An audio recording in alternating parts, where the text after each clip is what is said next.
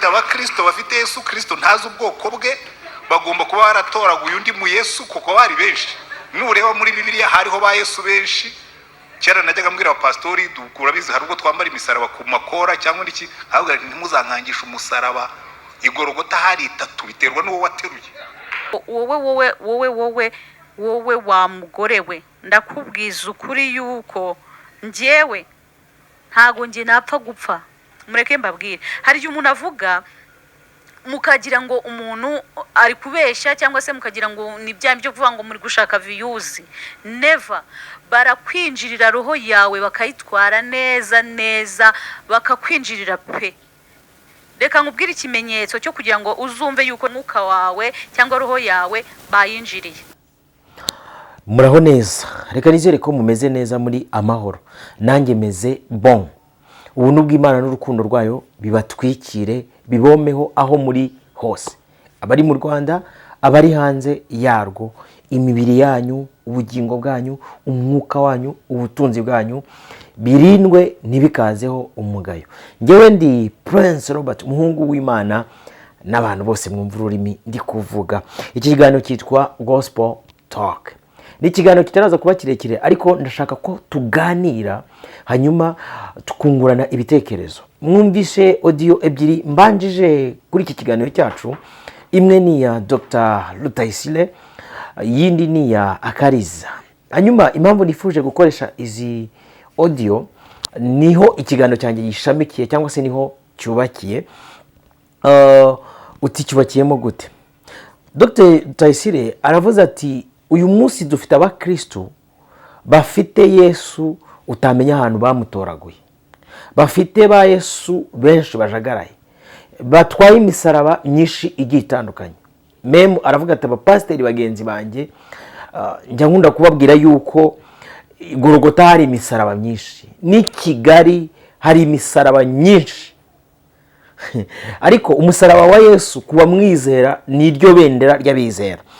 Na rero nje ngo tuganirire Bibiliya ivuga kuri Yesu nubwo hari ba Yesu benshi, Yesu wundi, Yesu Bali, Yusito, ariko ndashaka kuvuga kuri Yesu Kristo nk'izina abantu twahawe hano mu isi, ikuzimu bakarihabwa no mu ijuru bakarihabwa, ryo gukirizwamo, izina ryo gukirizwamo. Iri zina Bibiliya iyo irivugaho iravuga ngo ni ikimenyetso kigirwaho impaka. Ikimenyetso kigirwaho impaka. Uyu munsi ari bene data tubana ahantu hamwe mu minsi yashize bari kuganira ku butatu bwa Yesu Kristo. Impaka ziravuka ku rwego rwo hejuru. Ngo uburyo Yesu ari Imana, ngo uburyo Yesu ari umuntu, uburyo Yesu ari umwuka. Donc izo mbaraga zirenga abantu. Ariko kugeza uyu munsi nubwo izina rya Yesu riri kubwirwaho impaka nkuko Bibiliya ivuga, kugeza uyu munsi nubwo izina rya Yesu abenshi batarizi nkuko Bibiliya byerekana. Bibiliya yerekana ko inzira ijya mu ijuru ifunganye, n'abayijyamo bayigishamo imbaraga. Iyo uvuze ngo inzira ijya mu ijuru, ubundi Yesu niwe nzira ijya mu ijuru. Bivuze ngo abantu bamuhishurirwa by'ukuri ni bakeya. Reka mbwire ndaza kugera kuri audio ya Kaliza nayo mfite impamvu nayikoresheje. Reka mbwire abantu badukurikiye ubwo na Dr. Paul na Dr. Rutayisire Antoine n'abandi yari ari kubwiriza bose muraza kumvira hamwe muri iki kiganiro. Hari icyo bita amayobera matagatifu, hakaba n'icyo bita ubwiru bw'Imana. Ibi ni ibintu bibiri bitandukanye. Ubwiru ni n'amabanga bwami abazwi n'abantu bitwa abiru. Ayo mabanga ntago ari amayobera baba bizi neza. Kadufate nk'urugero rwa hafi hano mu Rwanda kubaza amateka. Amateka avuga ko abiru binjiraga mu gisekuru cy'ibwami no mu muryango w'ibwami bakapfumura bakoresheje ubupfumu n'uburaguzi n'ubukonikoni, bakareba umwana w'umuhungu uzavuka n'igihe cy'imibereho y'ubuzima. Ati sibyo birashoboka ko ari Imana ibizi. Abantu benshi bakoresha ikirere cy'isi y'umwuka baba bazi igihe umuntu azaramira ku isi. igihe azagendera n'igihe azamara. N'abakirisitu bazi iby'ukuri baba bazi igihe Imana yavuganye nabo n'igihe bazavira hano mu isi n'igihe bazatahira. Noneho bamara kwinjira mu buzima bw'uwo muntu bakareba wenda azamara imyaka 80 mu isi y'imbaraga, bakabona ni umunyembaraga, bagahita baza bakabwira rubanda rw'umwami ngo uyu mwana yavukanye imbuto mu ntoki. Nyamara abiru bo bazi neza ko atari imbuto yavukanye mu ntoki, bazi neza ko ahubwo hari icyo azakora nk'umwami, ariko rubanda rusanzwe rukaba ruzi yuko umwana avukana imbuto mu ntoki. Nta mwana uvukana igishyimbo mu ntoki cyaba cyaragezemo gute se mu ntoki, ahubwo bagishyiraga mu ntoki amaze kugera gute kuvuka. Rero isi yashyizeho icyitwa amayobera, amayobera matagatifu. Amayobera matagatifu ni ibintu abantu batazi bemeranwaho ko batazigera babimenya, bakaba bati ibyo bintu tubyihorere bibe biri hariya. Amayobera rero n'ubwiru biratandukanye. Iyo umuntu atarahishurirwa Kristo, kuri Kristo kuri aba ari amayobera matagatifu. Niyo mpamvu babana benshi. Ariko uyu munsi ku muntu nkurikiye wumva iki kiganiro, ngiye kubahishurira Kristo, nushima kumwumva cyangwa se n'abagashima kumuhishurirwa, ubike Yesu ukuri. Hanyuma iyi si ifite ba Yesu benshi, hari n'aba anti Yesu cyangwa se anti Kristo, ariko ndashaka kuvuga Yesu Kristo. Yesu Kristo, umwami w'amahoro, Imana Data, umujyanama, sibyo? Umugabo witwa Yesaya ibice 9:5 yarahanuye aravuga ngo nuko umwana yatuvukiwe, duhawe umwana w'umuhungu, ubutware bwe buzaba ku bitugu bye, azitwa igitangaza. Ndashaka kubabwira uyu igitangaza, azitwa umujyanama, Imana ikomeye, Data wa twese uhoraho, umwami w'amahoro.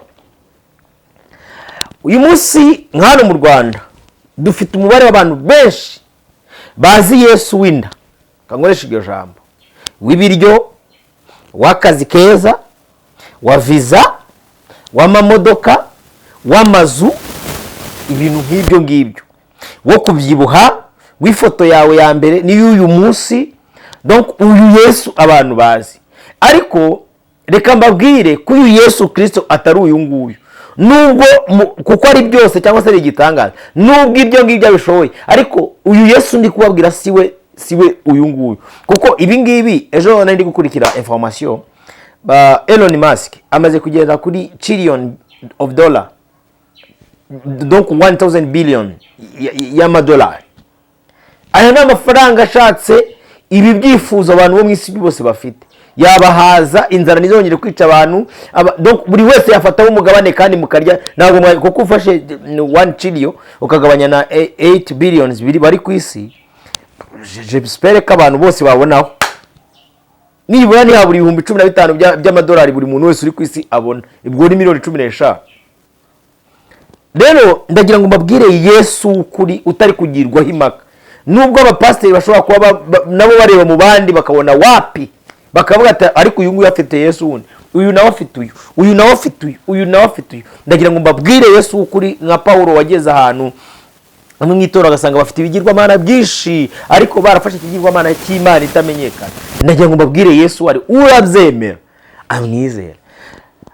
Marayika w'Imana yaje kuburira umugore witwa Mariya, aravuga turahiriwe wa mugore we. Uhiriwe n'iki? Ugiye kuzasama inda y'umwuka wera, uzabyara umwana, uzamwite Yesu. Hanyuma uyu Yesu azaba iki? Azaba umukiza w'abari mu isi yose. Cyo ni icya mbere, ngo Yesu ukuri ni umukiza w'abari mu isi yose. Ese abakiza iki? Cyo ni icya kabiri, ngo niba yitwa umukiza azanya agakiza, sibyo? Abo muri Kiliziya Gatolika bakunda kubyita ngo ni umukiro, azanya agakiza. Hanyuma se ako gakiza ni akahe? Nako gukiza abantu bakaba batunze nyine, nk'uko abantu bamwe bagati cakira, fata, kwata, kura kawe, twara, n'urugero nanze. Ariko Bibiliya yo yerekana Yesu azaba umukiza, azakiza ibyaha z'abari mu isi bose. Yesu aje yivugiye amagambo akomeye, aravuga ngo abarushye, abaremerewe musange mbaruhure. Iyo bavuze kuruha cyangwa se kuremererwa, kuruha ni imvune zo mu mutima, hanyuma kuremererwa ni ukwikorera imbaraga z'ibigutsikamiye udafite ubushobozi bwo kwikuraho. Hari abantu uyu munsi bafite ubutunzi, batega indege uko bashaka, bagura imodoka uko bashaka, bubaka amazu uko bashaka, ariko imitima yabo irushye. Uyu Yesu rero udatanga ubutunzi ahubwo utanga kuruhuka, niwe nshaka kubabwira. Uyu Yesu ukuraho abantu bari baremerewe. Iyo tuvuze kuremererwa, ni imbaraga z'ibyaha bitsikamira umuntu. Ari igihe umuntu, njya nganira n'abana b'abahungu bakunda kunywa urumogi, noneho nkabona nabo barwujuje, noneho nkabaga ati basa mureke tuganire, amanza nkabaga ati mumeze neza, ati tumeze fresh, atari ko wazadufashe natwe tukava muri ibi bintu uko twumva turemerewe. Ndabona ibiganiro by'abana baganira, abana bicuruza b'indaya, bati Imana idufashe ibi bintu tukabivamo, twashima Imana. Biterwa n'iki rero? Ubu bubata n'uburemererwe bwo kuba umuntu aremerewe, akikorera ubusambanyi akagera ku rwego yumva nabuhaze, akikorera kunywa inzoga kugera ku rwego yumva bihaze, akikorera ubujura kugera ku rwego yumva bihaze. Ufite imbaraga zo gukiza ibyo bintu ni Yesu. Rero abantu benshi ntabwo bamuzi. Ikindi cya kabiri, Bibiri muvuga yavuga ngo yaje kuduhesha ubugingo ndetse bwinshi. Yesu ukuri ntabwo intumbero ye cyangwa se intego ye nyakuri ari ukuza kuhesha abantu kunepera no kugira udupongo tumeze bon, kugenda. Ntabwo Yesu ukuri ntabwo aricyo cyamuzanye, ahubwo yaje gukura umuntu mu bubata bw'ibyaha no kumuhesha ubugingo buhoraho. Uyu rero ku bamumenye bose bafite amahirwe, ariko umuririmbyi yaririmbye, barahiriwe no ku munsi mubi barakomera. Haleluya. Yesu ni izina ridasanzwe, ariko hari abajya barihamagara kuko bafite ayandi mazina y'akajagari, nk'uko uyu mubyeyi Rutayisire abivuze, ntiritabe.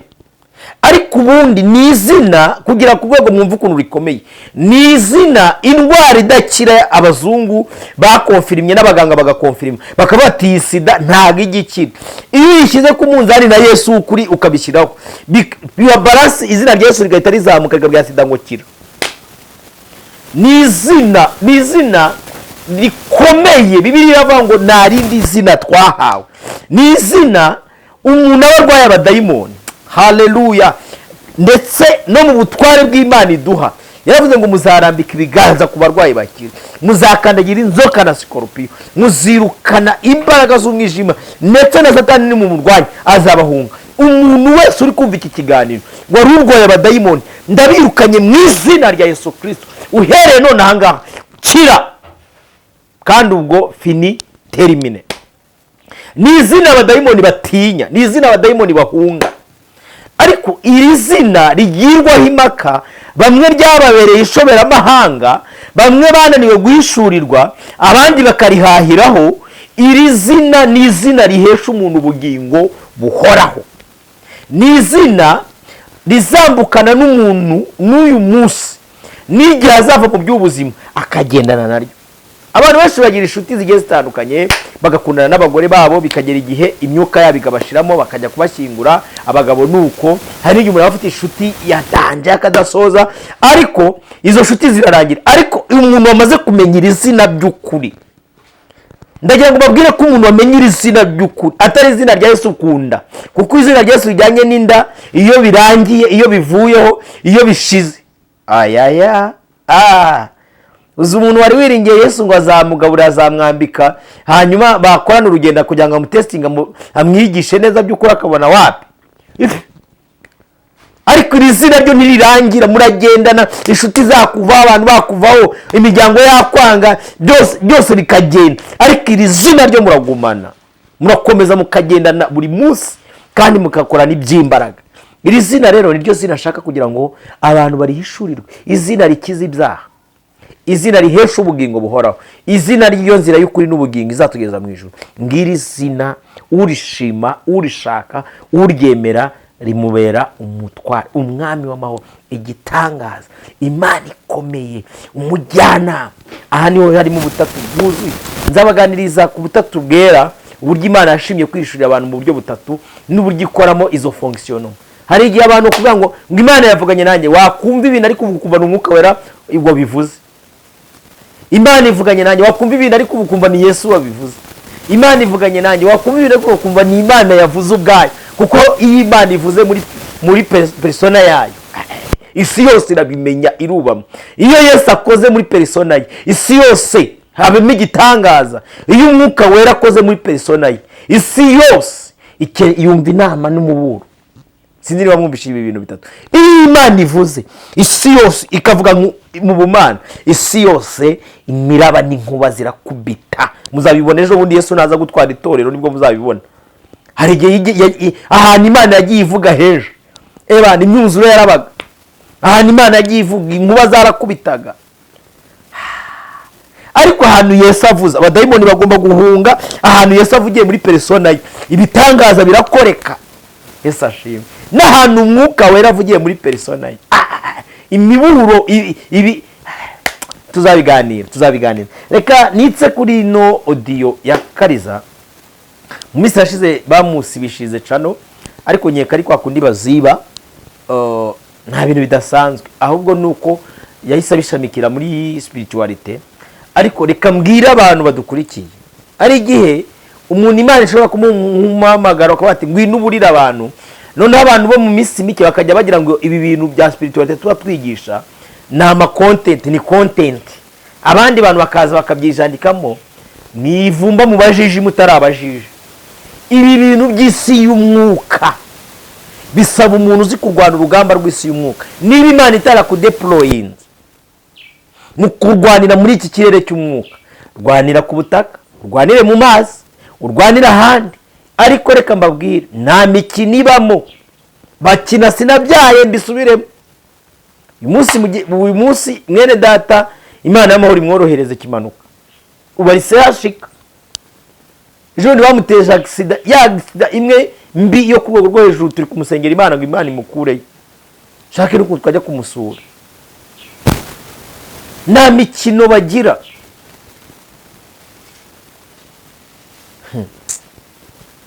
Muraje murebe aba basi b'Imana mu minsi mike. Yesu ashimwe. Yesu ashimwe. Nta mikino bagira mu isi y'umwuka. Kandi reka mbabwire, none ko turi ku rugamba rwa nyuma, ngiye kubabwira ikintu gikomeye. Uyu munsi uzi ko n'abapfumu n'ababarozi mwari musanzwe muzi, bano barozi ngo bamanura ngo ibisiga, ngo abarozi ngo baminshira ngo umuntu akarya, nabo bari kwiga. Noneho muzitegeze n'abakire bahaye ubutunzi bwabo mu minsi yashize, bose bari gusabiriza. Ni ukuri n'ababarozi nabo bari kwicara bakiga, bari mu kindi kirere. Haje noneho abatekinisi, ndavuga ngo ni ugukozaho ikarita. Rero nabwiye umuvandimwe ni basigaye bakozaho ikarita, tap and go, tapinga agenda.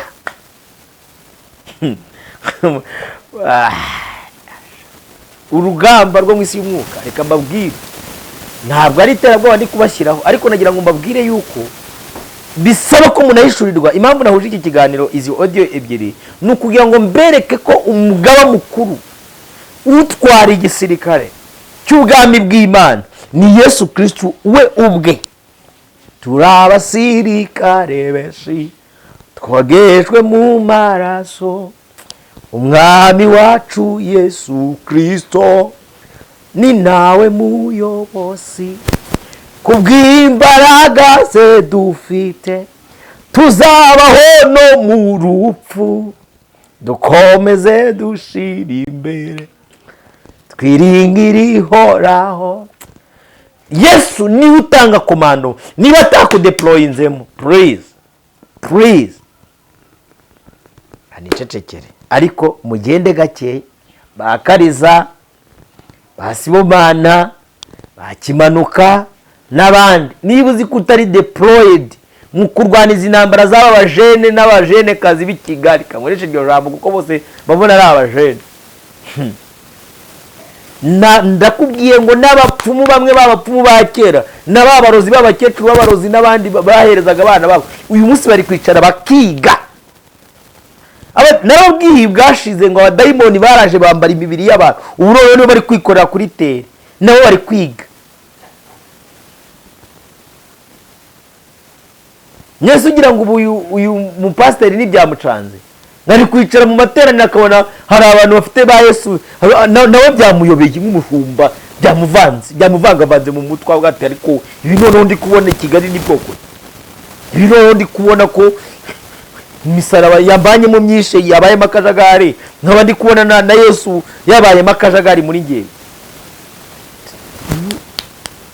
Pawulo yandikiye Timoteyo avuga ati Timoteyo, ubu tugeze mu bihe bibi bikomeye cyane, abahanuzi bagiye babihanura ngo abantu benshi bazaba bikunda badakunda babo, bakunda imiya, birarira, bikakaza, bibona, uri kumva, bareba kubiboneka by'akanya gato,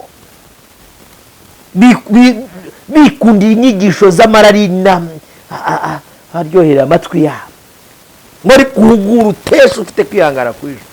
Cyangwa nawe kwegura pati ibyo bintu byo gute nzatesha kugeza ku ndunduro wa mwana wa muririmbi, ntabwo muzaza gutukisha izina rya Yesu ndi kureba. Ndabashimiye kuba mwabanye natwe muri iki kiganiro.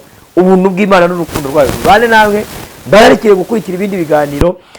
Umwami Yesu akomeza bishimire. Inshuti zacu ziri mu Rwanda, inshuti ziri hanze, mwese ndabayambiri, abera bose bagiye batandukanye, kwera kw'Imana kubane namwe mu izina rya Yesu Kristo. Reka mubwire mu biganiro byacu nakagaruka. Shalom shalom, naho butaha.